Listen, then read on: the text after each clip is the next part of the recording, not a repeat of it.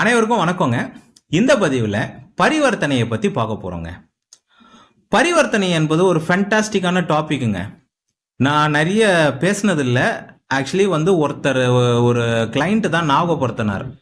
அவர் ஞாபகப்படுத்த பிறகு தான் நீங்கள் பரிவர்த்தனையை பற்றி நிறைய வீடியோ பேசலன்னு சொன்ன பிறகு தான் எனக்கே ஞாபகம் சரி வீடியோ பண்ணலான்னு முடிவு பண்ணேன். பரிவர்த்தனை நல்லதா கெட்டதா? பரிவர்த்தனை என்ன பலனை செய்யும்? எப்படி பரிவர்த்தனை ஆனால் நல்லது, எப்படி ஆனால் நல்லது இல்லை? பரிவர்த்தனை என்றால் என்ன? பரிவர்த்தனை பிறப்பு ஜாதகத்தில் என்ன செய்யும்? பரிவர்த்தனை தசாபுக்தியில் என்ன செய்யும்? இதை நம்ம பார்க்க போகிறோம். இன்னொரு முக்கியமான ஒரு விஷயத்த பார்க்க போகிறோம். நான் ரொம்ப நாளாக வீடியோவில் பேசணும்னு நினச்ச ஒரு விஷயம். இதை நீங்கள் கேட்ட பிறகு, நீங்கள் கோவிலுக்கு போன பிறகு உங்கள் கண்ணோட்டமே மாறிடும். ரைட்டுங்களா? என்னன்னு கேட்டிங்கன்னா, நவகிரகங்கள், கோவில்ல நவகிரகங்கள் இருக்கிறாங்க. அந்த நவகிரகங்களை சூரியன் ஒரு இடத்துல, சுக்கிரன் ஒரு இடத்துல, சந்திரன் ஒரு இடத்துலலாம் வச்சிருப்பாங்க. நீங்க இந்த உலகத்துல எந்த சிவாலயத்துக்கு போனாலும் அதே பொசிஷன்ல தான் இருக்கும். இந்த இடத்துல உட்கார வெயின்றத யார் சொன்னா? இந்த இடத்துல ஏன் அங்க சீட்டிங் பண்ணி இருக்கிறாங்க? அதை பத்தி நம்ம பார்க்க போறோம். அதை தெரிஞ்சுக்கிட்டாலே ஜோதிடத்துல பாதி விஷயம் தெரிஞ்சிடும். இந்த சிவாலயத்தில் ஃபர்ஸ்ட் சிவன் கோவிலில் ஏன் நவகிரகம் இருக்குது? ஏன் திருப்பதியில் இல்லை? ஏன் பெருமாள் கோவிலில் இல்லை? ஏன் ஸ்ரீரங்கத்தில் இல்லை? அது ஒன்று. இன்னொன்று, இந்த கிரகங்களை ஏன் இந்த பொசிஷனில் உட்கார வச்சிருக்கிறாங்க? அதை பற்றியும் நீங்கள் தெரிஞ்சுக்கலாம். ரைட்டுங்களா? அதை பற்றி அது தெரிஞ்சுக்கிட்டாலே பாதி விஷயம் உங்களுக்கு தெரிஞ்சிடும். ரைட்டுங்களா? ஓகே. பரிவர்த்தனை என்றால் என்னன்னு பார்த்தீங்கன்னா, பரிவர்த்தனை என்பது ஒரு வீட்டின் அதிபதி இன்னொரு வீட்டில் போய் உக்காந்துப்பார். இன்னொரு வீட்டில் போய் உக்காந்தாரு பார்த்தீங்களா? அந்த வீட்டு அதிபதி இந்த வீட்டில் உக்காந்துப்பார். ஒரு உதாரணத்துக்கு, இரண்டாம் வீட்டு அதிபதி ராசி கட்டத்தில் 12 வீடுகள் இருக்கு. ரைட்டுங்களா? உங்க ஜாதகத்திலையும் பார்த்தீங்கன்னா, ஓப்பன் பண்ணி பார்த்தீங்கன்னா 12 வீடுகள் இருக்கும். அந்த 12 வீட்டுக்கும் ஒரு கிரகம் ஓனரா இருப்பாங்க. ரைட்டுங்களா? இப்போ ரெண்டாம் வீட்டு அதிபதி, ரெண்டாம் வீட்டு ஓனரு 4ஆம் வீட்டில் போய் உக்காண்டாருன்னு வைங்க. 4ஆம் வீட்டு அதிபதி ஓனரு 2ல் உக்காண்டாருன்னு வைங்க. அப்போனா என்ன நடக்குது? 2ஆம் அதிபதி 4க்கு போயிட்டார், 4ஆம் அதிபதி 2க்கு போயிட்டார். அப்போ என்னன்னா, அதுக்கு பேர் தான் பரிவர்த்தனை, எக்ஸ்சேஞ்ச். நான் உன் வீட்டுக்கு போறேன், நீ என் வீட்டுக்கு வந்துரு. ரைட்டுங்களா? இதுக்கு பேர் தான் எக்ஸ்சேஞ்ச். இதுல நல்ல எக்ஸ்சேஞ்சும் இருக்குது, நல்ல பரிவர்த்தனையும் இருக்குது, நல்ல கெட்ட பரிவர்த்தனையும் இருக்கு. இதுல எந்த கிரகம் எந்த கிரகத்தோட பரிவர்த்தனை ஆகுதுன்றதுல ரொம்ப முக்கியமான விஷயம் இருக்குது. எல்லா கிரகத்தோடைய பரிவர்த்தனையும் நன்மையை செஞ்சிடாது. அதே மாதிரி எல்லா வீட்டோடைய பரிவர்த்தனையும் நன்மையை செஞ்சிடாது. இப்போ 2ஆம் அதிபதி 4ஆம் அதிபதி பரிவர்த்தனை ஆயிட்டாங்க, நல்லது, சூப்பர். லக்னாதிபதியும் 5ஆம் அதிபதியும் பரிவர்த்தனை ஆயிட்டாங்க, சூப்பர், ஃபேண்டாஸ்டிக். இதே லக்னாதிபதியும் 8ஆம் அதிபதியும் பரிவர்த்தனை ஆயிட்டாங்கன்னு வைங்களேன், அது நல்லது கிடையாது. லக்னாதிபதி போய் 8ல் உட்காந்து 8ஆம் அதிபதி லக்னத்துல உட்காந்தாருன்னா அது நல்லது கிடையாது. அதுலயும் ஒரு நல்லது இருக்குது, ஆனா கொஞ்சம் நிறைய கெட்டது இருக்குது. பரிவர்த்தனையை பத்தி உங்களுக்கு சிம்பிளா புரியணும்னா, இப்போ நீங்க சென்னையில இருக்கிறீங்க, உங்களுக்கு ஒரு சொந்த வீடு இருக்குது. நீங்க அமெரிக்கால போய் வாழணும்னு முடிவு பண்றீங்க. அமெரிக்கால உங்களுக்கு ரொம்ப பிடிச்ச ஒரு நல்ல நம்பிக்கையான நண்பர் ஒருத்தர் இருக்கிறார். அவர் ஒரு 2 வருஷம் சென்னையில வாழணும்னு நினைக்கிறார். ரைட்டுங்களா? அப்போ நீங்கள் 2 பேர் பேசிக்கிறீங்க. நான் அமெரிக்காவில் உன் வீட்டில் தங்கிக்கிறேன், நீ அமெரிக்காலேருந்து என் வீட்டில் தங்கிக்கோ, என் வீட்டுக்குள்ளே எல்லா பொருளும் அப்படியே விட்டு போகிறேன், நீ எல்லாத்தையும் அப்படியே பத்திரமா பார்த்துக்கோ, உன் வீட்டுக்குள்ளே இருக்கிற பொருள் எல்லாம் நான் பார்த்துக்கிறேன், நம்ம 2 பேர் என் வீட்டை உன் வீடாக பார்த்துக்கோ, உன் வீட்டை என் வீடாக பார்த்துக்கோன்னு சொல்லிட்டு ஒரு மியூச்சுவல் அண்டர்ஸ்டாண்டிங்கில் வீடு பரிமாற்றம் பண்ணிக்கிறாங்க. கரெக்டா? இப்போ சென்னையிலேருந்து அமெரிக்காவுக்கு போனவர் நிம்மதியாக இருப்பார். நம்ம அங்கே நம்ம இங்கே வந்துட்டோம், நம்ம நண்பர்கிட்ட, நல்ல நண்பர்கிட்ட வீடை கொடுத்துட்டு வந்திருக்கோம், அவன் நல்லா பார்த்துப்பான், செடிகள்லாம் தண்ணி ஊற்றுவான், ஓகேங்களா? எல்லாம் அவன் நல்லா பார்த்துப்பான், நாய்க்கு சாப்பாடு வைப்பான், எல்லாமே அவன் நல்லா பார்த்துப்பான், நம்ம நிம்மதியாக அங்கே இருக்கலாம், எந்த திருட்டு போவாது, அவனை பத்திரமா பார்த்துப்பான்னு சென்னையிலேருந்து போனவர் அங்கே நிம்மதியாக இருப்பார், அமெரிக்காவில் இங்கே வந்தவர் இங்கே நிம்மதியாக இருப்பார். கரெக்டா? இதுக்கு பேர் தான் பரிவர்த்தனை, எக்ஸ்சேஞ்ச். அப்படி நல்ல நண்பரோட பரிவர்த்தனை ஆயிடுச்சுன்னா சூப்பரா இருக்கும். கெட்ட பரிவர்த்தனை என்றால் என்னன்னா, நீங்க ஒருத்தருக்கு வீடு வாடகை விடுறீங்க. அந்த வீட்டுக்குள்ள வாடகை வந்தவன் வில்லங்கமான ஆளு, வாடகையும் கொடுக்க மாட்டான், வீட்டையும் காலி பண்ண மாட்டான். அது கெட்ட பரிவர்த்தனைன்னு வச்சுக்கோங்க. ரைட்டா? ஓகே. பரிவர்த்தனையில முக்கியமான ஒரு விஷயம் என்னன்னா, பரிவர்த்தனை ஆகிற இந்த 2 கிரகங்களுமே பலமாயிடும். கிரகங்கள் மட்டும் பலமாவாது, அந்த 2 வீடும் பலமாயிடும். இப்ப 2ஆம் அதிபதியும் 4ஆம் அதிபதியும் பரிவர்த்தனை ஆகுறாங்களாம், 2ஆம் வீடும் பலமாயிடும், 4ஆம் வீடும் பலமாயிடும், 2ஆம் அதிபதியும் பலமாயிடுவாரு, 4ஆம் அதிபதியும் பலமாயிடுவார். அதுல நிறைய நல்ல விஷயங்கள் இருக்கு. ரைட்டா? ஆனா கெட்ட கிரகத்தோட பரிவர்த்தனை ஆகும்போது, பாப கிரகங்களோட பரிவர்த்தனை ஆகும்போது கொஞ்சம் டேஞ்சரான விஷயமும் இருக்குது. ரைட்டுங்களா? ஓகே. நல்லதும் இருக்குது, கெட்டதும் இருக்குது. கெட்ட கிரக, அதாவது பாப கிரகங்கள் கிட்டயும் நல்லது இருக்குது, நிறைய கெட்ட விஷயங்கள் இருக்கு. சுப கிரகங்கள் கிட்ட நிறைய நல்ல விஷயங்கள் இருக்கு, கொஞ்சம் கெட்ட விஷயங்கள் இருக்குது. ரைட்டுங்களா? ஸோ இந்த பரிவர்த்தனையில இது ஒரு முக்கியமான ஒரு விஷயம். பிளஸ் நம்ம ஜோதிடத்துல ஆட்சி, உச்சம், நீச்சபங்கம், நட்பு, பகைன்னு இந்த மாதிரி இருக்குது பாத்தீங்களா? இந்த பரிவர்த்தனைக்கு என்ன பேருன்னு கேட்டீங்கன்னா, 2 வீட்டு கிரகம் பரிவர்த்தனை ஆயிட்டாங்கன்னா ஆட்சி பெற்ற பலத்தை அடைஞ்சிருவாங்க. ஆட்சி ஆனா மாதிரி கணக்காயிடுமா, ஆட்சியே ஆவாம ஆட்சி ஆனா மாதிரி கணக்காயிடுமா. இப்போ 2ஆம் வீட்டு அதிபதியும் 4ஆம் வீட்டு அதிபதியும் பரிவர்த்தனை ஆயிட்டாங்கன்னா 2 வீடும் ஆட்சி ஆனா மாதிரி கணக்காயிடுமா. அப்ப 2 வீடு ஆட்சி ஆயிடுச்சுன்னா என்ன ஆகும்? 2ஆம் வீடு என்ன தரும்? நல்ல குடும்பம், தனம், பணம், நிம்மதியான வாழ்க்கை கொடுக்கும்ல, கல்வி இதெல்லாம் கொடுக்கும்ல, அதெல்லாம் கிடைச்சிரும். 4ஆம் வீட்டு அதிபதி என்ன கொடுப்பாரு? வீடு கொடுப்பாரு, வாகனம் கொடுப்பாரு, சொகுசான வாழ்க்கையை கொடுப்பாரு, நல்ல அம்மாவை கொடுப்பாரு, இதெல்லாம் கிடைச்சிரும். ரைட்டுங்களா? இப்போ லக்னாதிபதியும் 5ஆம் அதிபதியும் பரிவர்த்தனை ஆயிட்டாங்க, ரொம்ப நல்லது. லக்னாதிபதி திரிகோணாதிபதி, அவரு தான் உங்களுடைய தலைவன். அவரும் இன்னொரு திரிகோணாதிபதி பூர்வ புண்ணியாதிபதி, அவரும் பரிவர்த்தனை ஆயிட்டுனா அது ஜாதகமே பலமாயிடும், ஃபேண்டாஸ்டிக் ஆயிடும்.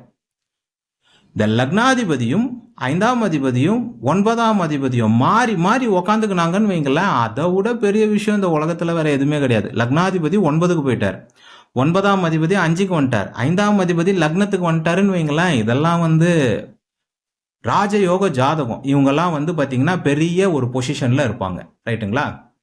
இதை கெட்ட பரிவர்த்தனை என்றால் என்னன்னு பாத்தீங்கன்னா, லக்னாதிபதி போய் 6ல் உட்காந்துட்டார், 6ஆம் அதிபதி லக்னத்தில் உட்காந்துட்டார். இது நல்லது கிடையாது. இதுலயும் சில நல்ல விஷயம் இருக்குது. வெளிநாட்டு நிறுவனத்தில் சம்பாதிப்பாங்க, ஆனால் கடன், ஏதாச்சும் உடம்புக்கு ஏதாச்சும் வர்றது, ஏதாச்சும் பஞ்சாயத்து ஆகிறது, ஏன்னா வம்பு வழக்கு வர்றது, அதுவும் வரும். ஆனால் நல்ல வேலை கிடைக்கும். வெளிநாட்டு நிறுவனத்தில் வேலையும் கிடைக்கும். நல்ல வேலையை கொடுத்துட்டு வேற சில விஷயங்கள்லாம் பிரச்சனையாகும். இதே லக்னாதிபதி 8ல் போயிட்டாரு, 8ஆம் அதிபதி லக்னத்துக்கு வந்துட்டாருன்னா இது ஒரு பரிவர்த்தனை. 8ஆம் வீட்டில் என்ன இருக்குது? வெளிநாடு இருக்குது, திடீர் அதிர்ஷ்டம் இருக்குது, ஆயுள் இருக்குது முக்கியமா. இதெல்லாம் கொடுத்துட்டு கஷ்டங்கள், அவமானங்கள், கடன், வியாதி, சில ஒரு மோசமான விஷயங்கள் இதுவும் நடக்கிறதுக்கான வாய்ப்புகள் இருக்கு. இது முக்கியமா எந்த கிரகத்தோட நடக்குதுன்றது மோஸ்ட் இம்பார்ட்டன்ட். ரைட்டுங்களா? எந்த கிரகத்தோட நடக்குது அதை தான் சொன்னேன். எந்த பிளானட்டோட நடக்குது, எந்த கிரகத்தோட, சுப கிரகத்தோட பரிவர்த்தனை நடக்குதா, பாப கிரகத்தோட பரிவர்த்தனை நடக்குதா, நல்ல ஆதிபத்தியத்தோட பரிவர்த்தனை நடக்குதா, இதெல்லாம் ரொம்ப முக்கியம். பரிவர்த்தனை ஆகும்போது அந்த வீட்டில் வேற கிரகம் இருக்கும். இப்போ லக்னத்துல லக்னாதிபதியும் 4ஆம் அதிபதியும் பரிவர்த்தனை ஆகுறாருன்னா அந்த லக்னத்துல ஒரு கிரகம் உட்காந்துன்னு இருக்குன்னு வைங்க, அந்த கிரகத்தோட மிக்ஸ் ஆகும். ஸோ இதெல்லாம் கரெக்டான்றதை நம்ம செக் பண்ணணும். ரைட்டுங்களா? முக்கியமாக இப்படி பரிவர்த்தனை ஆகும்போது அந்த 2 வீடும் பலமாகவும், அந்த 2 வீட்டோடைய காரகத்துவங்களும் நடக்கும், ஆதிபத்தியமும் நடக்கும். 2 வீட்டோட இருக்கிற எல்லாமே அங்க மிக்ஸ் ஆயிடும். குருவும் புதனும் பரிவர்த்தனை ஆயிட்டாங்கன்னு வைங்க, குருவும் புதனும் எதிரிகள் தான், பகைவர்கள் தான், ஆனா 2 பேரும் சுபகிரகம். ஸோ குரு கொடுக்கக்கூடிய பேரு, புகழ், கல்வி, செல்வம் இதெல்லாம் கொடுத்துருவார். புதன் கொடுக்கக்கூடிய அந்த அறிவு, புத்திசாலித்தனம், படிப்பு இதெல்லாம் கொடுத்துருவார். ஓகேங்களா? நல்ல எப்படி பண்ணணும், எப்படி பிளான் போட்டு பண்ணணும், இந்த மாதிரி விஷயங்கள்லாம் கொடுத்துருவார். ஸோ ரொம்ப அந்த குருவும் புதனும் பரிவர்த்தனை ஆகும்போது ரொம்ப புத்திசாலித்தனமா, அறிவால முன்னேறக்கூடிய அமைப்புல, ஒரு பெரிய நிறுவனத்துல, ஒரு பெரிய ஐடியாஸ் கொடுக்கக்கூடிய அமைப்புல, ஒரு பெரிய சயின்டிஸ்டா இந்த மாதிரிலாம் ஆகக்கூடிய வாய்ப்புகள் வந்து பார்த்தீங்கன்னா இருக்கு. ரைட்டுங்களா? ஓகே. பரிவர்த்தனையில எந்த கிரகத்தோட எந்த வீட்டோட பரிவர்த்தனை ஆகுதுன்றது ரொம்ப முக்கியம், எந்த கிரகத்தோட பரிவர்த்தனை ஆகுதுன்றதும் ரொம்ப முக்கியம். ரைட்டுங்களா? இதை பற்றி உங்களுக்கு நல்லா தெரியணும்னா கோவிலில் இருக்கிற நவகிரகத்துக்கு நம்ம போகணும். ரைட்டுங்களா? இப்போ நான் வந்து கோவிலில் நவகிரகங்கள் எப்படி செட் பண்ணியிருக்கிறாங்கன்றத நான் இப்போ டிஸ்பிளே பண்ணுறேன். ரைட்டுங்களா? ஃபர்ஸ்ட் ஆஃப் ஆல் வந்து பார்த்தீங்கன்னா பெருமாள் கோவிலில் நவகிரகங்கள் இருக்காது, சிவாலயத்தில் தான் நவகிரகங்கள் இருக்கும். முக்கியமாக அனைத்து பெரிய சிவன் கோவில்லையும் நவகிரகம் இருக்கும். இப்போ காலப்போக்கில் சமீப காலமாக ஒரு 20-25 வருஷமாக எல்லா கோவிலில் இப்போ வந்து பார்த்தீங்கன்னா வீட்டு பக்கத்தில் இருக்கிற கோவிலில் அம்மன் கோவில் இருக்கும், நவகிரகத்தை எடுத்துன்னு வந்து வச்சுருவாங்க. ஒரு பிள்ளையார் கோவில் இருக்கும், நவகிரகத்தை எடுத்துன்னு வந்து வச்சிருவாங்க. ஒரு முருகர் கோவில் இருக்கும், நவகிரகத்தை எடுத்துன்னு வந்து வச்சிருவாங்க. அப்படி கிடையாது. அந்த காலத்தில் ஆகம விதி பிரகாரம் கட்டின கோவிலில் இந்த திருவண்ணாமலை, காஞ்சிபுரம், சிதம்பரம் இந்த மாதிரி பெரிய பெரிய கோவில்களில் ரைட்டுங்களா நவகிரகங்கள் எந்த இடத்துல வைக்கணும், என்ன பொசிஷனில் வைக்கணும், என்ன சைஸில் வைக்கணும், இதெல்லாம் வந்து பார்த்தீங்கன்னா சித்தர்கள், ரிஷிகள், முனிகள் இறைவன் கிட்டையே கேட்டு, சிவபெருமான் கிட்டையே கேட்டு அவங்க இந்த இந்த பொசிஷனில் வைக்கணும்னு சொல்லிட்டு வச்சாங்க. ரைட்டுங்களா? பெருமாள் கோவிலில் ஏன் நவகிரகங்கள் இருக்காது, ஏன் பெருமாளுக்கு வந்து நவகிரகங்கள் கட்டுப்பட மாட்டாங்களா, ஏன் பெருமாளால் இதை பண்ண முடியாதான்னு கேட்டால் அப்படி கிடையாது. சிவன் வந்து பார்த்தீங்கன்னா அழிக்கும் கடவுள், டெஸ்ட்ராயர்னு சொல்லுவோம், அழிக்கும் கடவுள். பெருமாள் வந்து காக்கும் கடவுள். ரைட்டுங்களா? அழிக்கிற முழு எல்லாருமே யாரெல்லாம் இந்த உலகத்தை அழிப்பாங்களோ, யாரெல்லாம் இந்த உலகத்தில் மிகப்பெரிய பிரளயங்களை உருவாக்குவாங்களோ அவங்களோட டோட்டல் கண்ட்ரோல் சிவபெருமான் வச்சுன்னு இருப்பார். நீர், நெருப்பு, ஆகாயம், பஞ்சபூதங்கள். இப்போ நம்மளுக்கு பார்த்தீங்கன்னா நீரால் பிரச்சனை வருது, தண்ணி வெள்ளம் வந்துடுது, சுனாமி வருது, நெருப்பால் பிரச்சனை வருது. நிறைய நாடுகள் போர் பண்ணின்னு இருக்கிறாங்களா, அந்த போரில் என்ன நடக்குது, பாம்பு போடுறான், நெருப்பு, ஒரு நியூக்ளியர் பவர் ஜென்ரேட் ஆகுது, அந்த இடத்துல இருக்கிறவங்க நிறைய பேர் இறந்து போகிறாங்க. ஸோ இந்த நவகிரகங்களும் டெஸ்ட்ராயர்ஸ் தான். ரைட்டுங்களா? நவகிரகங்கள் வந்து நம்மளுக்கு வாரி கொடுக்கறதுக்காக படைக்கப்பட்டவங்க கிடையாது. நம்மளை முக்கியமாக நம்மளுடைய கர்மா, நம்ம செய்த தவறுகள், நம்மளுக்கு நிறைய இந்த உலகத்தை, இந்த வாழ்க்கையை டிசைன் பண்ணி நம்மளுக்கு இருக்கக்கூடிய பிரச்சனைகள் தான் நிறைய இருக்கும். நீங்கள் யோசனை பண்ணி பாருங்கள், 365 நாளில் நீங்கள் எத்தனை நாள் சந்தோஷமாக இருக்கிறீங்கன்னு செக் பண்ணி பாருங்கள். ரைட்டுங்களா? எந்த தசாபுக்தி நடந்தாலும் சரி. ஸோ இந்த சிவாலயத்தில் இருக்கிறது, சிவாலயத்தில் இருக்கிற பஞ்சபூதங்கள், பூதகணங்கள் ப்ளஸ் வந்து பார்த்தீங்கன்னா நவகிரகங்கள் எல்லாமே இந்த அழிக்கும் கடவுள், அதாவது இந்த பிறப்பை அழிக்கக்கூடிய கடவுள் சிவபெருமான் அந்த கோவிலில் தான் இருக்கும். இப்போ இந்த சின்ன சின்ன கோவிலில் நவகிரகத்தை எடுத்துன்னு வந்து வச்சிடறாங்க. ஆகம விதி பிரகாரம், இந்த ஆகம விதி பிரகாரம் கட்டின கோவிலில் தான் எல்லா ப்ரொசீஜர்ஸு, எல்லா சக்திகளும் நிறைந்திருக்கும். புரியுதுங்களா? இதெல்லாம் வந்து ஆல்ரெடி சித்தர்கள், ரிஷிகள் எழுதி வச்சிருக்கிறாங்க, எல்லாருக்கும் தெரியும், அர்ச்சகர்களுக்கும் இதெல்லாம் நல்லா தெரியும். ஆகமம் ஒரு சிவாலயத்தில் ஒரு ப்ராப்பராக கட்டி அங்கே நவகிரகத்தை வைக்கும் போது தான் அந்த நவகிரகத்துக்கு அங்கே ஃபுல் பவர் இருக்கும். ரைட்டுங்களா? வேற ஒரு சின்ன கோவிலில் நீங்கள் வந்து நவகிரகத்தை ப்ரொஜெக்ஷன் பண்ணிடலாம், ஆனால் அந்த அளவுக்கு வந்து அது வந்து இது கிடையாது. ரைட்டுங்களா? இந்த மாதிரி விஷயம் இருக்கும். இப்போ பார்த்தீங்கன்னா இந்த நவகிரகத்தோடைய பொசிஷன்ஸ் பாருங்க. ஃபர்ஸ்ட் சூரியன் சென்டரில் இருப்பார். ரைட்டுங்களா? நீங்கள் நவகிரகத்தோடைய போய் முன்னாடி போய் நின்னீங்கன்னா ஃபர்ஸ்ட் சென்டரில் சுக்கிரன் இருப்பார். ரைட்டுங்களா? இந்த சைடு பார்த்தீங்கன்னா சந்திரன் இருப்பார். இப்போ நீங்கள் போய் ஸ்ட்ரெயிட்டாக போயிட்டு நவகிரகத்துக்கு முன்னாடி நிற்கிறீங்கன்னா இங்கே வந்து சுக்கிரன் இருப்பார் ஃபர்ஸ்ட்டில். செகண்டில் வந்து பார்த்தீங்கன்னா சந்திரன் இருப்பார். அதுக்கு அப்படியே லெஃப்ட் ஹேண்ட் சைடில் பார்த்தீங்கன்னா சந்திரன் இருப்பார். ரைட் ஹேண்ட் சைடில் பார்த்தீங்கன்னா புதன் இருப்பார். புதனுக்கு பின்னாடி குரு இருப்பார். ரைட்டுங்களா?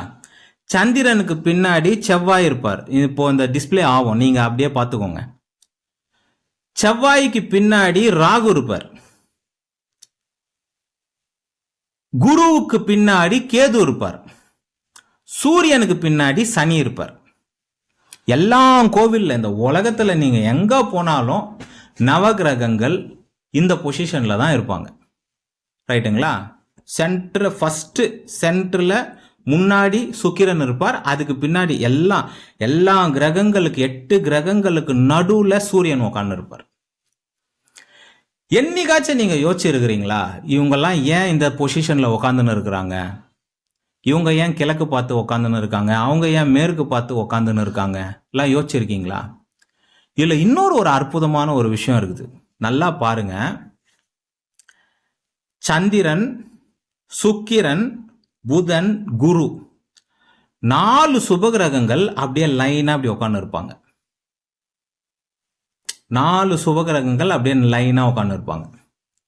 அப்படியே சந்திரனுக்கு பேக் சைடு அப்படி போனீங்கன்னா 4 பாப கிரகங்கள் செவ்வாய், ராகு, சனி, கேது அப்படியே லைனா உட்காந்து இருப்பாங்க. சென்ட்ரல்ல சூரியன் உட்காந்து இருப்பார். சந்திரன் சுபகிரகம் தான். வளர்பறை சந்திரன், பௌர்ணமி சந்திரன் குருவை விட மேலானவர். தேய்பிறை சந்திரன் அமாவாசை அமைப்புல ரொம்ப மோசமான கெடுபலன் பாபகிரகமா மாறிடுவார். இவரு எக்ஸ்சேஞ்ச் பண்ணிப்பார். ஆனா பேசிக்கா சந்திரன் சுபகிரகம், சுக்கிரன் சுபகிரகம், புதன் சுபகிரகம். புதன் பாபருடன் போய் சேர்ந்துட்டாருன்னா பாபி ஆயிடுவார். பேசிக்கா அவர் சுபகிரகம். அவர் தனியா இருந்தாருன்னா குரு கொடுக்க வேண்டிய எல்லா பலனும் அவர் கொடுத்துருவார். ஒரு கிரகம் புதன் கொடுத்துருவார். உங்க ஜாதகத்துல புதன் தனியா இருக்கிறாருன்னா நீங்க கொடுத்து வச்சிருக்கிறீங்கன்னு அர்த்தம். அந்த இடத்துல எல்லாத்தையும் கொடுத்துருவார். நல்ல விஷயங்கள் எல்லாம் 8ஆம் இடத்துல புதன் தனியாக இருந்தாலும் நிறைந்த அறிவை கொடுத்துருவார், நிறைய பாண்டித்யத்தனத்தை கொடுத்துருவார், ரொம்ப புத்திசாலித்தனத்தை கொடுத்துருவார். புதன் தனியாக இருக்கிற புதன் மிகப்பெரிய சுபர். ஸோ சந்திரன் குருவுக்கு நிகரான பௌர்ணமி அமைப்புல குருவுக்கு நிகரான சுபராக இருக்கக்கூடிய சந்திரன், அதுக்கப்புறம் பக்கத்துல சுக்கிரன், அதுக்கப்புறம் புதன், எல்லாத்துக்கும் மேல 3 பேரையும் தூக்கி சாப்பிட்ற மாதிரி ஒரு குரு. இவங்க அப்படியே 4 டைரக்ஷன்ல இப்படி இருப்பாங்க. 4 அப்படியே லைனா இருப்பாங்க. அந்த சைடு போனீங்கன்னா செவ்வாய், ராகு, சனி, கேது. இதுல இந்த செவ்வாய் இருக்கிறாரு பாருங்க, சந்திரனுக்கு பின்னாடி செவ்வாய் இருப்பார். இவர் பாத்தீங்கன்னா முக்கால் பாபர். நம்ம ஜாதகத்துல நவ கிரகங்கள் நம்ம புண்ணியம் பண்ணியிருந்தோம்னா நவ கிரகங்களும் நம்மளுக்கு சப்போர்ட் பண்ணுவாங்க. நம்ம பாவம் பண்ணியிருந்தோம்னா நம்ம ஜாதகத்துல கர்மா இருக்குதுன்னா நவ கிரகங்களும் நம்மளுக்கு எதிராக செயல்படுவாங்க. ஏன் குருவும் நம்மளுக்கு எதிராக செயல்படுவார், சுக்கிரனும் நம்மளுக்கு எதிராக செயல்படுவார், சூரியனும் நம்மளுக்கு எதிராக செயல்படுவார். இந்த 4 சுபகிரகம் பின்னாடி 4 பாபகிரகம், இதுக்கு நடுவுல உட்கார்ந்து இருக்கிற சூரியன் அரை பாபர் அரை சுபர். நான் சுபராவும் செய்வேன் பாபராவும் செய்வேன், அதனாலதான் நான் சென்ட்ரல்ல உட்காந்துன்னு இருக்கிறேன்னு சூரியன் சொல்றார். இந்த 4 கிரகங்கள் சுப கிரகங்கள் புண்ணியம் பண்ணீங்கன்னா நாங்க சுபகிரகமாவே இருந்துப்போம், கர்மா இருந்ததுன்னா நாங்க எங்க வேற மூஞ்ச நாங்க காட்டுவோம் அப்படின்னுவாங்க. சுக்கிரன் ஒரு சுபகிரகங்க. அவர் ஒரு ஜாதகத்துல ஒருத்தர் அடிச்சாரு பாருங்க, அப்படியே ஆடி போயிட்டேன். அதை என்னால வீடியோல கூட சொல்ல முடியாது, அப்பேற்பட்ட ஒரு விஷயம். அது ஒரு பிரபஞ்ச ரகசியம் கூட சொல்லலாம். ஒரு மாபெரும் சுபகிரகம் இப்படி அடிக்க முடியுமா? அடிக்க முடியும், கர்மா இருக்கும்போது அடிக்க முடியும். அதே மாதிரி அந்த சுக்கிரன் தான் இந்த உலகத்துல நிறைய பெரிய பெரிய ராஜா, பெரிய பெரிய நாட்டின் அதிபதிலாம் 100 காரு 200 காரு, பெரிய அரண்மனை, சொகுசு வாழ்க்கை, அந்தப்புறம் இந்த மாதிரிலாம் வாழ்ந்துன்னு இருக்கிறார். அதை கொடுக்கக்கூடியதும் இந்த சுக்கிரன் தான். சோ சுபகிரகத்தால கர்மா இருக்கும்போது எவ்வளவு சனி மாதிரியே செயல்பட முடியும், ரைட்டுங்களா? அந்த சைடு வந்தீங்கன்னா செவ்வாய் முக்கால் பாபர் கால் சுபர். அப்படியே கொஞ்சம் பின்னாடி போனீங்கன்னா ராகு இருப்பார். ராகு ஒரு ஜாதகத்துல ஒரு மாதிரி செயல்படுவார். நிறைய ஜாதகத்துல நன்மையை செய்வார், தசையில மிகப்பெரிய அமைப்பை செய்வார். அவரை ராகு நம்ம ஃபுல்லா பாபகிரகம் தான், ஆனா ஃபுல்லா அவர் கெட்டது பண்ணுவார், நம்ம எடுத்துட முடியாது. அதனால்தான் சித்தர்கள் என்ன சொன்னாங்க, ராகு போல் கொடுப்பார் இல்லை, கேது போல் கெடுப்பார் இல்லைன்னு சொன்னாங்க. ராகு அந்தந்த தனிப்பட்ட ஜாதகத்துல எப்படி வேணாலும் பச்சவந்தி மாதிரி இருப்பார். நல்லது, ஒரு ஜாதகத்தை மிகப்பெரிய உயரத்துக்கு தூக்கியும் விடுவாரு, ஒரு ஜாதகத்தை போட்டு ரோட்ல போட்டு அடிக்கவும் செய்வார். இன்னைக்கு இருக்கக்கூடிய பணக்காரங்க, பிஸ்னஸ்மேனு, அரசியல்வாதிங்க, ஆக்டர்ஸ் எல்லாம் ராகுதசை தான். எல்லாம் ராகுவால் முன்னுக்கு வந்தவங்க தான். ஏன், பிஜேபி தலைவர் அமித்ஷா ராகு தசை, தோனி எம்எஸ் தோனி இன்னைக்கு இவ்வளோ இதுவாக இருக்கிறாரு ராகு தசை. எல்லாருமே முன்னாள் முதலமைச்சர் எம்ஜிஆர், முன்னாள் முதலமைச்சர் ஜெயலலிதா, எல்லாரும் ராகு தசை. ரைட்டுங்களா? ஸோ இந்த முக்கால் பாபருக்கு பின்னாடி அந்த ராகு இருக்கிறார். அதுக்கப்புறம் தான் டேஞ்சர் ஜோனுக்கு நம்ம வரோம். அதுக்கப்புறம் தான் சனி, சூரியனுக்கு பின்னாடி, அப்படியே சூரியனுக்கு பின்னாடி சனி இருப்பார். இந்த சனி முழு பாபர், தி கிரேட் டெஸ்ட்ராயர்னு சொல்லலாம். கர்மாவை மிக கனக்கச்சிதமாக எந்த ஒரு ஈவும் இறக்கம் இல்லாமல் செயல்படுத்தக்கூடிய ஒரு கிரகம் சனி. ரைட்டுங்களா? சூரியனுக்கு அப்படியே பின்னாடி, சூரியன் இப்படி பார்த்துன்னு இருப்பார், சனி மூஞ்ச திருப்பின்னு இருப்பார். இதிலிருந்து நம்மளுக்கு தெரிஞ்சிடும், நான் கொடுக்கறதுக்கு இல்லை, நான் அழிக்கிறதுக்கு இருக்கிறேன்றத அவர் அதை காட்டிடுவார். ப்ளஸ் அந்த சனி கிட்ட தான் ஆயுளும் இருக்கு. ஆயுளை இந்த உலகத்தில் இருக்கிற எல்லா மரணத்துக்கும் பர்மிஷன் ஒரு கையெழுத்து போட்டு கொடுக்கணும். சரி வெளில அனுப்புன்னா அது சனி சொன்னாதான் அது நடக்கும். சனியோடைய பர்மிஷன் இல்லாமல் மரணன்றது ஒன்று வராது. ரைட்டுங்களா? அதே மாதிரி அதுக்கு பின்னாடி, அதுக்கு பக்கத்தில் ஒருத்தர் உக்காந்து இருக்கார், கேது. உண்மையை சொல்லணும்னா சனியை விட மிக கொடுமையானவர் கேது தான். அதனால தான் சித்தர்கள் ராகு போல் கொடுப்பார் இல்லை, கேது போல் கெடுப்பார் இல்லைன்னு சொன்னாங்க. சனியை கூட சித்தர்கள் என்ன சொல்லியிருக்கிறாங்க, சனி போல் கொடுப்பார் இல்லை, சனி போல் கெடுப்பார் இல்லைன்னு சொன்னாங்க. சனி கொடுக்கவும் செய்வார், அவரை மாதிரி கெடுக்கிறவரும் இல்லைன்னு சொன்னாங்க. ஆனால் கேதுவுக்கு கொடுப்பாருன்னு எங்கேயுமே சொல்லலை. அவர் கொடுப்பாரு, அவர் வாரி கொடுப்பாரு, எந்த ரெக்கார்ட்லையும் இல்லை, எந்த தசையிலையும் கிடையாது, எதுவும் கிடையாது. ஒன்லி தி உண்மையை சொல்லணும்னா நவ கிரகத்தில் ஒரு கிரகம் மிகப்பெரிய மோசமான பலனை மனித இனத்துக்கு கொடுக்க முடியும்னா அது கேது தான். ஆனால் இன்னைக்கு கேதுவை பற்றி நிறைய பேர் தெரியாமல் இருக்கு. ஏன் தெரியாமல் இருக்குன்னா, நீங்கள் நல்லா இருக்கிறீங்க, அதனால அவரை பற்றி உங்களுக்கு தெரியல. ஏழ்மையான நாட்டுக்கு போய் பாருங்க, ஜெயிலுக்கு போய் பாருங்க, மென்டல் ஹாஸ்பிட்டலில் போய் பாருங்க, ஹெச்ஐவியால் பாதிக்கப்பட்டவங்கள போய் பாருங்க, கேன்சர் ஹாஸ்பிட்டலில் போய் பாருங்க, ஜிஹெச்சில் கை தனியாக கால் தனியாக துண்டை வருவாங்க, அவங்கள போய் பாருங்க, ஆப்பிரிக்காவுக்கு போய் பாருங்க. இப்போ இந்த நிறைய முஸ்லீம் கண்ட்ரி, அந்த கண்ட்ரியே காலியாச்சு பாருங்க, பாம்பு போட்டு அந்த கண்ட்ரியோடைய மக்களுடைய ஜாதகத்தெல்லாம் எடுத்து பாருங்க. சென்னையில் நல்லா படிச்சுட்டு வேலைக்கு போயின்னு இருக்கிறவங்களுடைய ஜாதகத்தில் இருக்கிற கேதுவை பார்த்துட்டு கேது கெடுக்க மாட்டாருலாம் சொல்லாதீங்க. கேது தான் நவகிரகத்திலேயே கிரேட் டெஸ்ட்ராயர், ஒன்லி டெஸ்ட்ராயர். இந்த ரெக்கவரின்ற கதையே கிடையாது. சனி கெடுப்பாரு, கொடுப்பாரு. சனி 11ஆம் இடத்துக்கு வருவாரு, நல்லா கொடுப்பாரு. விரைய சனிக்கு வருவாரு, கெடுப்பாரு. ஜென்ம சனிக்கு வருவாரு, போட்டு மெதின்னு மெதிப்பாரு. பாத சனியில மெதிக்கிறத ஸ்டாப் பண்ணுவாரு. 3ஆம் இடத்துக்கு வெற்றி சனியில நல்லா கொடுத்துட்டு போவார். கொடுப்பாரு, கெடுப்பாரு, மோசமா கெடுப்பாரு, அதுக்கப்புறம் சைலண்ட் ஆவாரு, அப்புறம் கொடுத்துட்டு போவார். அவரோட ஃபார்முலா இப்படி. கேது கெடுக்கிறது இது மட்டும்தான் அவருக்கு தெரியும். எப்படி செட் பண்ணி இருக்கிறாங்க பாருங்க இந்த இறைவனே. இது சித்தர்கள் செட் பண்ணது கிடையாது, மனிதர்கள் செட் பண்ணது கிடையாது, இறைவன். இதுல இருந்தே நீங்க தெரிஞ்சுக்கலாம். செவ்வாயை கூட நம்பலாம்ப்பா, ராகுவை கூட நம்பலாம்ப்பா, பின்னாடி இருக்கிற இந்த 2 பேரை நம்ப முடியாதுப்பா. இந்த சுப கிரகங்கள் 4 பேர் அப்படியே லைனா இப்படி வச்சுட்டாங்க, பாப கிரகங்களை அப்படி வச்சுட்டாங்க. அதுலயும் பாப கிரகங்களையும் வரிசைப்படுத்தி வச்சிருக்கிறாங்க.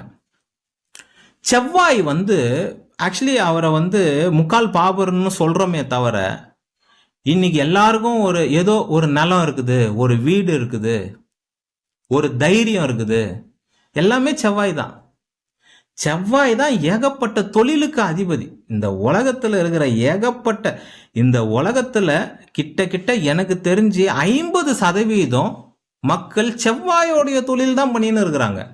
உணவு, ரெஸ்டாரண்ட், தள்ளுவண்டி கடை, செவ்வாய், பூமி, கட்டிடம், அந்த கட்டிடம் மெட்டீரியல் செவ்வாய், டாக்டரு செவ்வாய், அரசு அதிகாரிகள், இராணுவம், போலீஸு செவ்வாய், எல்லாமே நிறைய அதிகாரிகளும் சரி, பிஸ்னஸ் பண்ணுறவங்களும் சரி. இன்னைக்கு எத்தனை கடை, கன்ஸ்ட்ரக்ஷன் தான் பெரிய தொழில், உணவு தான் பெரிய தொழில். கன்ஸ்ட்ரக்ஷனையும் உணவையும் எடுத்துருங்க. விவசாயம் பண்ணி என்ன கிடைக்குது? ஃபுட்டு கிடைக்குது. எல்லாமே செவ்வாயோடைய அமைப்புல வரும். ரைட்டுங்களா? ஸோ அப்படியே கொஞ்சம் கொஞ்சமாக பேக்கில் போனீங்கன்னா அந்த கேதுல போய் நிற்கும். ஹெண்ட் கேது தான் வெளியெடுப்பார். கர்மாவை எல்லாத்தையும் காலி பண்ணி வெளியெடுப்பார். கேது நம்ம சென்னையில் உட்காந்துக்கிட்டு நல்லா படிச்சுக்கிட்டு நல்லா ஒரு வாழ்ந்துக்கிட்டு கேது கேது ரொம்ப நல்லவர், அவரெல்லாம் கெடுக்கலாம் மாட்டாருலாம் சொல்லக்கூடாது. கேது கெடுக்கிறாரு. எங்கே கெடுக்கிறாருன்னா அங்கே போய் பார்க்கணும். போய் புழல் ஜெயிலில் போய் பாருங்க, திகார் ஜெயிலில் போய் பாருங்க. ஒரு ஒன்றும் கிடையாது, 100 பேர் ஜாதகத்தை ரேண்டமாக எடுங்க. அந்த 100 பேருக்கும் கேது அதில் 100 பேரில் பாதி பேருக்கு கேது தசை போயின்னு இருக்கும். ரைட்டுங்களா? அதனால தான் இந்த சனியும் கேதுவும் மிக்ஸ் ஆகக்கூடாது. 7.5 சனி நடக்கும்போது கேது தசை வரக்கூடாதுன்றோம். கேது தசையில தான் தன் வில்லத்தனத்தை காட்டுவார். தசையில தான் மிகப்பெரிய கெடுபலனை காட்டுவார். ஜாதகத்தில் அவர் அப்படியே சைலண்டா இருப்பார். ஜாதகத்தில் எங்க இருந்தாலும் அவர் அப்படியே சைலண்டா இருப்பார். அவருடைய முழு பலனை தசையில தான் காட்டுவார். அதனாலதான் சனி அவருடைய முழு கெடு பலனை 7.5 சனி அஷ்டமத்து சனியில தான் காட்டுவார். பிறப்பு ஜாதகத்திலையும் காட்டுவார், 7.5 சனி அஷ்டமத்து சனியிலையும் காட்டுவார். ஆனா கேதுவை பொறுத்த வரைக்கும் பிறப்பு ஜாதகத்துல சைலண்டா இருப்பார். அவர் யாரோட உட்காந்து இருந்தாலும் சைலண்டா இருப்பார். சனியோட உட்காந்து இருந்தாலும் அப்படியே இருப்பாரு, குருவோட உட்காந்து இருந்தாலும் சைலண்டா இருப்பாரு, சுக்கிரனோட உட்காந்து இருந்தாலும் சைலண்டா இருப்பார். எல்லாமே அந்த தசையில தான். அதுவும் கேதுவை பொறுத்த வரைக்கும் சிம்பிள் ஃபார்முலா. ஜாதகம் வலுவா இருக்கா, அவரு உங்களை கெடுக்க மாட்டார். 90% உங்க ஜாதகம் வலுவா இருக்கா, உங்களை டிஸ்டர்பே பண்ண மாட்டார், வாரி கொடுப்பார், ஞானத்தை கொடுப்பார். 80% வலுவா இருக்கா, நல்லா வாரி கொடுப்பார், சைலண்டா இருப்பார், ஞானத்தை கொடுப்பார், ஆன்மீகத்தை கொடுப்பார். 70% நல்லா இருக்கா, ஞானத்தை கொடுப்பார், ஆன்மீகத்தை கொடுப்பார். 60% நல்லா இருக்கா, ஞானத்தை கொடுப்பார், ஆன்மீகத்தை கொடுப்பார். 50% ஜாதகம் வலுவா இருக்கா, கொடுப்பார். அந்த 50க்கு கீழே போகுதுன்னு வைங்க, அப்பதான் அவருடைய வேற ஒரு முகத்தை நம்ம பார்க்க முடியும். ஆன்மீகத்தையும் இப்போ கொடுக்க மாட்டாரு, ஞானத்தையும் கொடுக்க மாட்டாரு, மோசமான அறிவை கொடுப்பாரு. இந்த கடவுளை திட்டுறவங்க இருக்கிறாங்க பார்த்தீங்களா, ப்ளஸ் தப்பாக பண்ணுறவங்க நிறைய, அவரை பற்றி கேதுவை பற்றி நிறைய எல்லாமே அந்த இருள் சூழ்ந்த விஷயங்கள், இருட்டில் நடக்கக்கூடிய கெட்ட சம்பவங்கள் இதெல்லாம் பண்ணுவார். அந்த ஞானத்தை அப்படியே கட் பண்ணிடுவார். கேது மட்டும் கெட்டிருந்ததுன்னு வைங்க, அந்த மனுஷன் கோயிலுக்குள்ள போவே மாட்டான், போக முடியாது. ஜோதிடத்தை நம்பவே மாட்டான். ஜோதிடமா எங்க இருக்குது, என்ன கதை விடுறீங்களான்னு கேட்பான். ரைட்டுங்களா? கேது கெட்டு இருந்தால் ஞானம், ஆன்மீகம் எல்லாமே கட் ஆயிடும். கடவுள் எங்க என்ன பண்ணாரு, எங்க இருக்கிறாரு எனக்கு காட்டணும். இன்னைக்கு நிறைய நாத்திகவாதிகள்லாம் இருக்கிறாங்க பார்த்தீங்களா, கேதுவை போய் செக் பண்ணி பாருங்க, சுத்தமா அப்படியே அவுட் ஆயிருக்கும் கேது. ரைட்டுங்களா? இதுதான் விஷயம். இப்போ இதுல இருந்தே உங்களுக்கு தெரிஞ்சிடும் இந்த பரிவர்த்தனை யாரோட யார் ஆகலாம். சனியோட ராகு சேரக்கூடாது சொல்றோமா, எத்தனையோ புக்ல எழுதி இருக்கிறாங்களா. சனியோட கேது சேரக்கூடாது, செவ்வாயோடைய ராகு சேரக்கூடாது, செவ்வாயோடைய சனி சேரக்கூடாது. இதே சந்திரனோட சுக்கிரன் பகை கிரகமா இருந்தாலும் சேரலாம், கெடுக்க மாட்டாங்க அந்த அளவுக்கு. சுக்கிரனோட புதன் சேரலாமா, சேரலாம். புதனோட குரு சேரலாமா, சேரலாம். குருவோட சுக்கிரன் சேர்ந்தால் பகை கிரகங்கள் தான், இருந்தாலும் நல்லது செய்வாங்க, நிறைய நல்லது செய்வாங்க, ஒரு சில கெட்டது செய்வாங்க. சந்திரன் சுக்கிரன் பகை கிரகங்கள் தான், நிறைய நல்லது பண்ணிட்டு ஒரு சில கெட்டது பண்ணுவாங்க. ரைட்டுங்களா? ஸோ எப்படி வச்சிருக்காங்க பாருங்க. இந்த சென்ட்ரல் இருக்கிறாரு பாருங்க சூரியன். சூரியன் குருவோட சேரலாம், சூரியன் புதனோடைய சேரலாம், சூரியன் சுக்கிரனோட சேரலாம், சூரியன் சந்திரனுக்கு ஆப்போசிட்லயும் இருக்கலாம், சேரவும் செய்யலாம். ஸோ இவர் இந்த சென்ட்ரல்ல இருக்கிற எல்லா சுப கிரகத்தோட மிக்ஸ் ஆவார். ஆனா பின்னாடி இருக்கிற பாப கிரகத்தோட மிக்ஸ் ஆக மாட்டார். சூரியன் ராகுவோட சேரலாமா, சேரக்கூடாது. சூரியன் சனியோட சேரலாமா, சேரக்கூடாது. சூரியன் கேதுவோட சேரலாமா, சேரக்கூடாது. எவ்வளோ அருமையா இதுலயே எந்தெந்த கிரகத்தோட பரிவர்த்தனை ஆனா நல்லது, எந்தெந்த கிரகத்தோட பரிவர்த்தனை ஆனா நல்லது இல்லைன்றத இதுலயே காட்டி கொடுத்துட்றாங்க பாருங்க. இதை வச்சே நம்ம கண்டுபிடிச்சிடலாம். அதே மாதிரி இதுல இந்த நவகிரகத்துல இருக்கிற முக்கியமான ஒரு விஷயம், நம்ம ஜாதகத்துல ஜாதகம் வலுவா இருக்கும்போது, நம்ம ஜாதகத்துல கர்மா கம்மியா இருக்கும்போது, நம்ம ஜாதகத்துல புண்ணியம் ஜாஸ்தியா இருக்கும்போது எல்லாருமே நம்மளுக்கு நல்லது பண்ணுவாங்க. யாருமே அவங்களுடைய தீய முகத்தை காட்ட மாட்டாங்க. நம்ம ஜாதகத்துல கர்மாலாம் ஜாஸ்தியா இருக்கும்போது, ஏதோ ஒரு டிபார்ட்மெண்ட் மோசமா இருக்கும்போது எல்லாருமே அவங்களுடைய அசுப முகத்தை காட்டுவாங்க. ஜோதிடத்துல ஒரு மிகப்பெரிய ரகசியம் இருக்குது. திருமணஸ்தானம் ஒரு மனுஷனுக்கு கெட்டு இருந்தால் வெறும் திருமணஸ்தானம் 7ஆம் இடம் மட்டும் கெட்டு இருக்காது, சுக்கிரனும் கெட்டு இருப்பார், 2ஆம் இடமும் கெட்டு இருக்கும். அப்படியே கனெக்ட் பண்ணிப்பாங்க. ஒன்னு கெட்டு இருந்தா இன்னொரு லிங்க் எல்லாம் அதை சார்ந்து வரக்கூடிய லிங்க்கும் கெட்டிருக்கும்.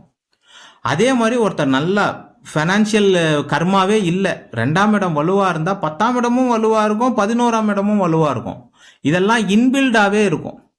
இதுல இருந்தே நீங்க தெரிஞ்சுக்கலாம் எந்தெந்த கிரகத்தோட பரிவர்த்தனையானா நல்லது, எந்த வீட்டோட பரிவர்த்தனையானா நல்லது. இதெல்லாம் ஒரு விஷயம். இது பரிவர்த்தனை பலத்தை கொடுத்துரும், பேசிக்கா அதை கொடுத்துரும். 2 வீட்டையும் ஆட்சி பெற்ற பலனை கொடுத்துரும். அந்த 2 பரிவர்த்தனையான கிரகங்களும் பலத்தை கொடுத்துரும். ஆனா யாரோட மிக்ஸ் ஆகுறாங்க, எந்த வீட்டோட பரிவர்த்தனையா, வீட்டோட பரிவர்த்தனையை கூட விட்டுறலாம். ஏன்னா 8ஆம் இடம் பரிவர்த்தனை ஆகுறது அதுல ஒரு நல்ல விஷயம் இருக்குது. வெளிநாட்டு அமைப்பும் இருக்குது, திடீர் அதிர்ஷ்டமும் இருக்குது, ஆயுளும் இருக்குது. ஆனா அதுல இருக்கிற கெட்ட விஷயங்கள், இந்த 3 நல்ல விஷயத்த கூட நிறைய கெட்ட விஷயங்கள் இருக்குல்ல. விபத்து, கேவலம், அவமானம், அசிங்கம் எத்தனை இருக்குது. திடீர் பண இழப்பு, 8ஆம் இடம். நல்லா வாழ்ந்துன்னு இருந்தாருப்பா, திடீர்னு ரோட்டுக்கு வந்துட்டாருப்பா, சொல்றோம்ல 8ஆம் இடம். அந்த மாதிரி அந்த பரிவர்த்தனை மட்டும் ஜாதகத்தில் இல்லையே. அந்த 8ஆம் இடத்தை யார் பார்க்குறா, லக்னாதிபதி எப்படி ஸ்ட்ராங்கா இருக்கிறாரு, 5ஆம் அதிபதி எப்படி ஸ்ட்ராங்கா இருக்கிறாரு, இதெல்லாம் பார்க்கணும்ல. எத்தனை விஷயங்கள் இருக்குது ஜோதிடத்துல. இப்போ நீங்க உடனே எனக்கு தப்பான பரிவர்த்தனை இருக்கு, எனக்கு லக்னாதிபதியோட 6ஆம் அதிபதி பரிவர்த்தனை ஆயிட்டார், பயப்படணும்னு அவசியம் கிடையாது. இப்போ ஜாதகம் எப்படி இருக்குது அதுதான் முக்கியம். உங்க ஜாதகத்தை அந்த 6ஆம் இடத்தை லக்னத்தை யார் பார்க்கறா, யாரோட மிக்ஸ் ஆயிருக்கிறாங்க, இதெல்லாம் பரிவர்த்தனையா இருக்காங்க. கிரக சேர்க்கைன்னுவோம், கிரக சேர்க்கை, கிரக பார்வை, இதெல்லாம் கூட பார்க்கணும். சரிங்களா. பரிவர்த்தனைன்றது சாதாரண விஷயம் கிடையாது, இத்தனை விஷயங்கள் அதுக்குள்ள இருக்கு. ரைட்டுங்களா. இந்த பதிவுல பரிவர்த்தனையை பத்தி பார்த்துருக்கோம். முக்கியமாக நவகிரகங்களுடைய செட்டிங்ஸ், நவகிரகங்களை இறைவன் எப்படி வச்சிருக்கிறார், எப்படி டிசைன் பண்ணியிருக்கிறார். இதுக்கு மேல நீங்க கோவில் போனீங்கன்னா இதை தான் மெயினா பார்ப்பீங்க. ஒன்ஸு நம்ம ஏதோ போவோம், ஏதோ 9 பேர் அங்கே இருக்கிறாங்க, 9 சுற்றிட்டு வந்துடும்.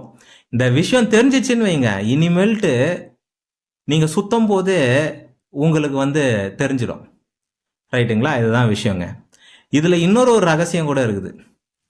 கேதுவோட குரு சேரலாம், கிளயோகம்.